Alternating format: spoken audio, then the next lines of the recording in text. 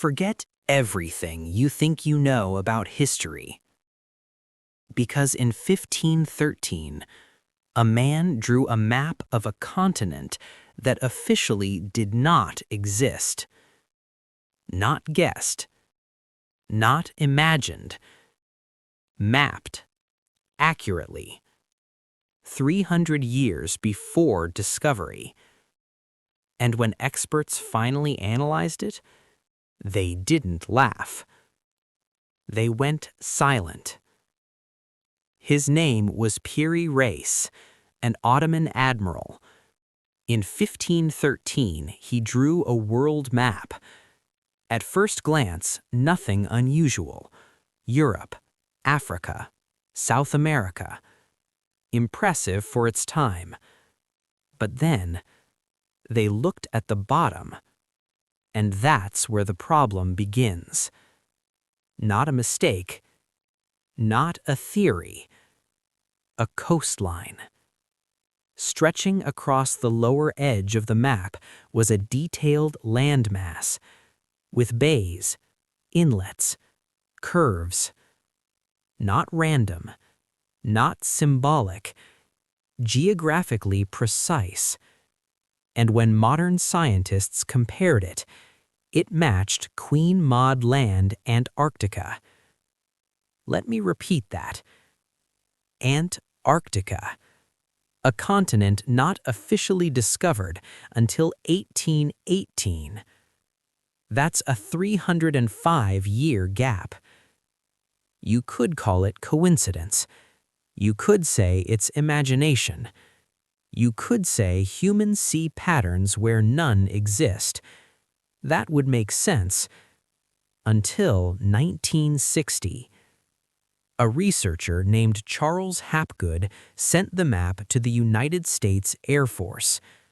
Not YouTubers, not conspiracy theorists, military cartographers. He asked one question: does this coastline match Antarctica?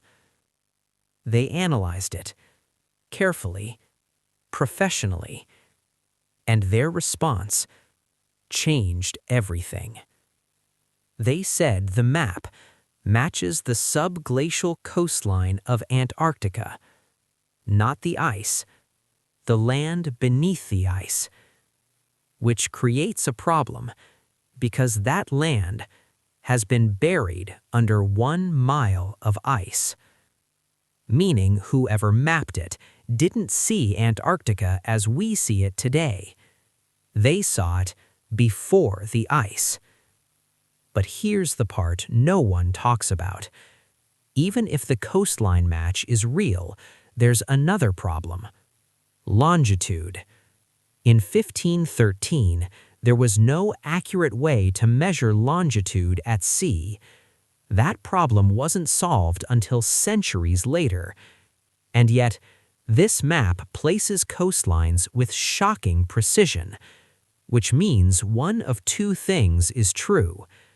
Either Piri Reis had access to knowledge far ahead of his time, or he was copying something much older. And that's where this stops being a map and starts becoming a mystery. Because Piri Reis left notes, he explained where he got his data. He didn't discover anything. He compiled it from older maps, around 20 of them, some of which he claimed dated back to the time of Alexander the Great. That's over 1,800 years older than his map. So now it's not one mystery, it's a chain of knowledge. Map after map, copied, passed down, preserved. Each generation using data they didn't fully understand, until one man put it all together. And the deeper researchers looked, the stranger it became, because the projection of the map itself appears to use advanced geometry, the kind of mapping that assumes precise knowledge of the Earth's shape, not guessed, measured. Now, to be fair, there is a mainstream explanation. Historians say this isn't Antarctica. They say it's Terra Australis, a theoretical southern continent that ancient cartographers believed must exist. And that idea is real. Many maps from that time include it. But there's a problem. Those maps are vague, symbolic, messy. The Piri Reis map is not vague. It is specific. Then, in 2016, new scans beneath Antarctic ice revealed something. Parts of that coastline may have been ice-free more recently than we thought. Not millions of years ago, but within a time frame where humans could have seen it. And here's what makes this harder to ignore. This isn't the only map that shows impossible knowledge. There are others, scattered across history, each one pointing to the same idea that something, someone, knew more than they should have. Which leaves us here, a real map, a real coastline, a real military report, and a question no one has fully answered. Who mapped Antarctica before history says it was possible? Because this map isn't the only one.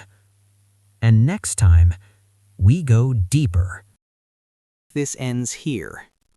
But if you think this ends here, it doesn't. Because the Piri Reis map is not an isolated anomaly.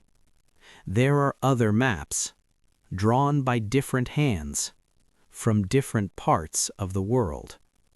And somehow, they all carry fragments of the same impossible knowledge.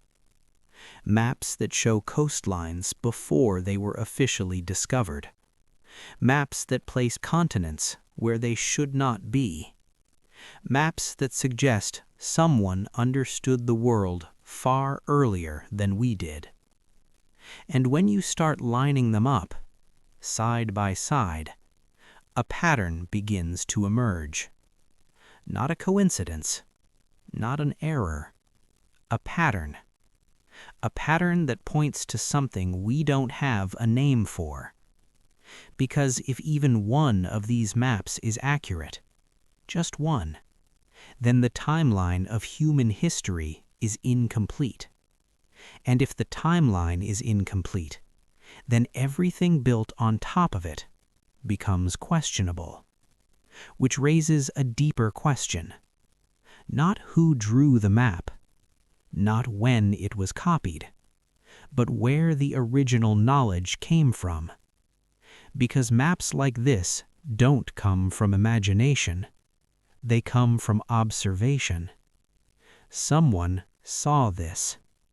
Someone stood on a coastline that should have been buried under ice, and they recorded it accurately.